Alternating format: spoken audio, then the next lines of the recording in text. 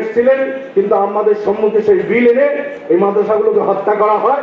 বন্ধ করার যে সরকারের বিল পাস করে জোরদার বিরোধ করার পরেও আসাম বিধানসভার অনেক সদস্য সেখানে বিরোধ করেছে, কিন্তু আমি বারবার তার বিরোধ করার পরেও সেটা ঠেকাতে পারি নাই। তার জন্য আমার মনে সে কষ্ট রয়েছে।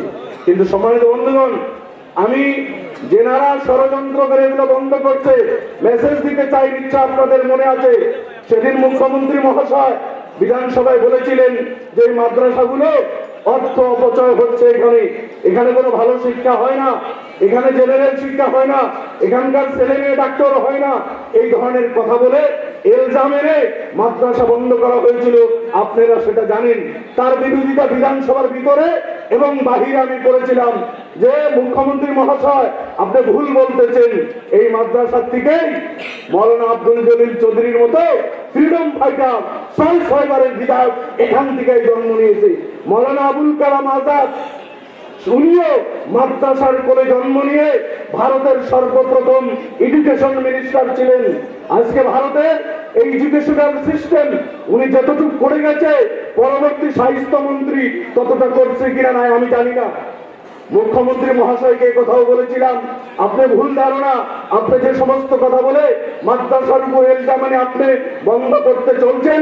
আমিও মাদ্রাসার একজন প্রধান, আপনারই এই সদনের সদস্য, আপনিও বিধায়ক, আমিও বিধায়ক। যে বিশ্ববিদ্যালয়ে আপনি পড়াশোনা করেছেন, মাদ্রাসায় পড়ে সেই বিশ্ববিদ্যালয়ে আমিও পড়াশোনা করেছি। আমি সেদিন তাহাদিস বিন নিয়ামতের তরফ আমি বলেছিলাম, মুখ্যমন্ত্রী মহাশয় শুধু পড়াশোনা না, বিশ্ববিদ্যালয় আলহামদুলিল্লাহ পিএইচডিও সেখান থেকে নিয়েছি যেখানে আপনি পিএইচডি নিয়েছেন, কিন্তু আপনি সেখানে পড়েছেন। আমি সেই বিশ্ববিদ্যালয়ে 2 বছর পড়িয়েছি, আমি শিক্ষকতা করেছি গুয়াহাটি বিশ্ববিদ্যালয়, আমিও তো মাদ্রাসার ছাত্র। এ কথা আমি বিধানসভার ভিতরেও বলেছি, বাহিরেও বলেছি। তাই যে ভুল ধারণা ওনাদের যে মাদ্রাসার শিক্ষায় শিক্ষিত লোক তারা সমাজের জন্য বেকার হয় না, এই পদক্ষেপ আপনারা নিচ্ছেন।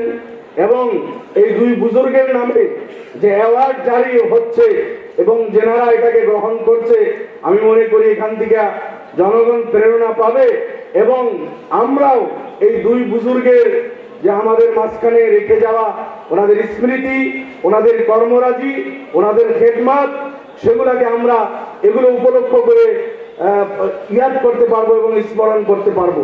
যাই হোক, আমি আমাকে ভাগ্যবান এই জন্যই মনে করছি, 6 বারের বিধায়ক, ফ্রিডম ফাইটার শেখুল হাদিস, আর ওনার সংগ্রাম সম্পর্কে আমার থেকে ভালো আপনারা জানেন।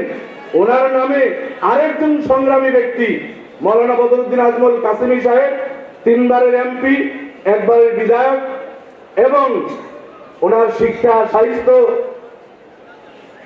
এবং সমাজ সংস্কারে যেটা অবদান রয়েছে সেই দিকে লক্ষ্য করে আপনারা এক মহান ব্যক্তির নামে মৌলানা বদরুদ্দিন আজমল সাহেবকে নির্বাচিত করে এই পুরস্কার দিয়ে পুরস্কৃত আপনারা করেছেন।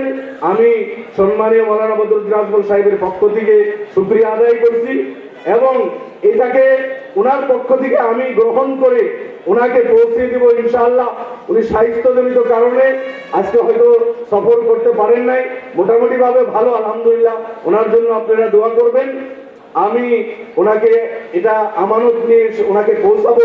এই মধ্যস্থতাকারী হওয়ার জন্য আমি আমাকে সৌভাগ্যবান মনে করতেছি যে 2 বুজুর্গ আসামের 2 জন নক্ষত্র, ওনারা সমাজ সেবায় নিজের জিন্দেগি, একজন আমাদের মাঝখানে নেই, অন্য একজন ব্যক্তি যিনি জীবিত আছেন এবং সমাজের শিক্ষা, সাহিত্য এবং সমাজ সংস্কারের জন্য নিজের জিন্দেগি উৎসর্গা করে উনি যেটা কাজ করছেন, আমরা ওনার সুস্বাস্থ্য কামনা করি, ওনার জন্য দোয়া করতেছি।